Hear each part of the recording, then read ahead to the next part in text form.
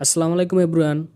আমরা সবাই প্রায়শই ভাবি যে প্ল্যান করে আরামে ঘুরতে যাব, কিন্তু সত্যিটা হলো প্ল্যান হয় ঠিকই, ঘোরাটা আর হয় না। আর তখনই আসে সাডেন প্ল্যানের ম্যাজিক।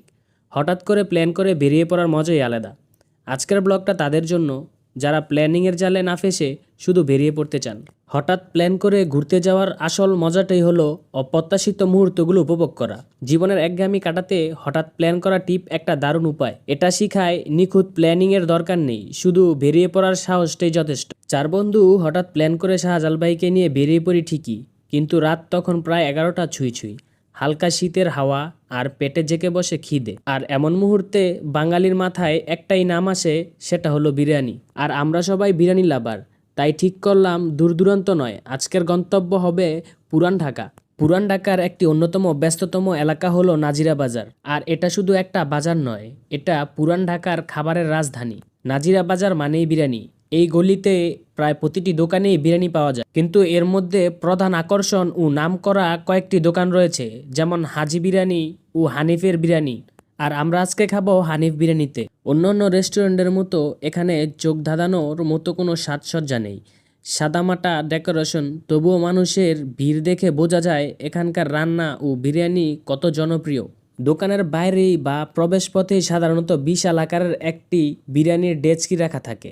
এই ডেচকিগুলি হলো দোকানের প্রধান আকর্ষণ, যা বিরিয়ানির সুবাসে পথচারীদের আমন্ত্রণ জানায়। ভেতরে বসার জায়গা বেশ সাধারণ।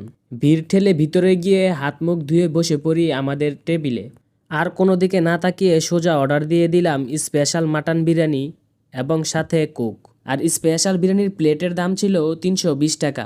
যারা হালকা মশলার কিন্তু অথেন্টিক স্বাদের বিরিয়ানি খোঁজেন তাদের জন্য এটা পারফেক্ট। বিরিয়ানির জন্য আমাদের বেশিক্ষণ ওয়েট করতে হয়নি। গল্প করতে করতে আমাদের সামনে চলে আসে কাঙ্ক্ষিত সেই বিরিয়ানি। তাদের বিরিয়ানিতে মশলার ব্যবহার পরিমাণ মতো, তেল কম, মাংসের একটি নিজস্ব ফ্লেভার এখানে দারুণভাবে ফুটে উঠেছে। যদি বিরিয়ানির আসল স্বাদ ও অভিজ্ঞতা নিতে চান তাহলে হানিফ বিরিয়ানিতে একবার হলেও আসতে হবে। হানিফ বিরিয়ানি পেটে যাওয়ার পর মনে হলো পান খেলে বিরিয়ানি ও পানের রসায়নটা ভালোভাবে জমবে। তাই চলে আসলাম পুরান ঢাকার বিখ্যাত বেনারসি পান খেতে। পান বিক্রেতা শিল্পীর মতো অতি যত্ন সহকারে প্রতিটি পান বানাচ্ছে। প্রথমে কচি পাতার উপর দেওয়া হলো চুন ও খয়ের, এরপর হলো সেই সিক্রেট মশলা, নানা ধরনের মিষ্টি মশলা, নারকেলের কোয়া, চেরি, কিশমিশ আর অবশ্যই সুগন্ধি কিমাম। সবশেষে নিখুঁত ভাজে তুলে দিল আমার হাতে। পানটি হাতে নিয়ে মুখে দিতেই মিষ্টি স্বাদের বিস্ফোরণ ঘটে আমার মুখের ভিতর। বেনারসি পানের আসল জাদু হলো এর মশলা ও মিষ্টির নিখুঁত ভারসাম্য। এটি মুখের ভেতরের স্বাদকে পুরোপুরি বদলে দেয় এবং পেটে আরাম দেয়। পান খেতে